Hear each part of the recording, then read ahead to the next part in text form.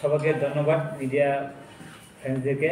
আমরা আজকে প্রেস মিটের মূল উদ্দেশ্য হলো, গতকাল তোমরা দেখছো আমরা ককবরক ল্যাঙ্গুয়েজ বা রোমান স্ক্রিপ্টের জন্য আমরা যে টিবিএসসি বোর্ডে যে আমরা প্রোটেস্ট রেডি করছিলাম, এটার জন্য আমরা আজকে প্রেস মিট ডাকা হয়েছে। এখানে উপস্থিত হয়েছে আমাদের PISF এর প্রেসিডেন্ট বরমগানা সাজদা দেববর্মা, আর আমি আছি আগরতলা কনভেনার উত্তম ত্রিপুরা। এখন আর আমাদের আছে জয়েন্ট কনভেনার জয়দীপ সিনহা, আর এদিকে আছে ইকফাই ইউনিট ইনচার্জ, আর আমাদের টাউন বোর্ডের অল মেম্বার্স আছে এখানে। এই বিষয় নিয়ে আমরা গতকালকে প্রেসিডেন্টের সঙ্গে কথা বলেছি। এটার জন্য এখন আমাদের ছোট্ট একটা প্রেসিডেন্টের জায়গা হলো, এটার সম্বন্ধে ব্রিফলি ডিসকাশন করার জন্য আমি প্রেসিডেন্টকে বলবো কয়েকটা কথা বলার জন্য। সবাই জানেন, এখন ত্রিপুরা রাজ্যে একটা খুবই বার্নিং ইস্যু চলছিল যে রোমান স্ক্রিপ্ট নিয়ে। স্কুলে টিবিএসসি যে স্কুল আছে ওই স্কুলে একটা ককবরক সাবজেক্ট থাকে। ওই সাবজেক্টে প্রশ্ন আর উত্তরটা কী দিয়ে লিখবে বলে ওরা একদম সিভিল সোসাইটি আরও স্টুডেন্টের মধ্যে একটা আশঙ্কার সৃষ্টি হয়েছিল।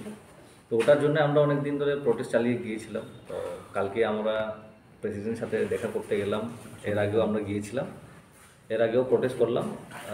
কালকে যখন আমরা ওইখানে বসেই সবাই TSF এবং আমাদের সংগঠন PISF মিলে, তো ওখানে বসার পর আমরা করতে পারি যে, বা আমাদের কাছে এতটুকু খবর আসলো, ওই TBSC যে Tripura board of secondary education, ওইখানের যে প্রেসিডেন্ট আছেন, সম্পাদক যিনি আছেন, উনি আমাদেরকে আশ্বাস দিয়েছেন যে এখন ককবরক সাবজেক্ট যে আছে ওইখানে ওরা রোমান বা ইংলিশ বা বাংলা দিয়ে লিখতে পারবে, মানে চুজেবল থাকবে, যেটা দিয়ে কমফোর্টেবল থাকবে ওরা ওটা দিয়ে লিখতে পারবে।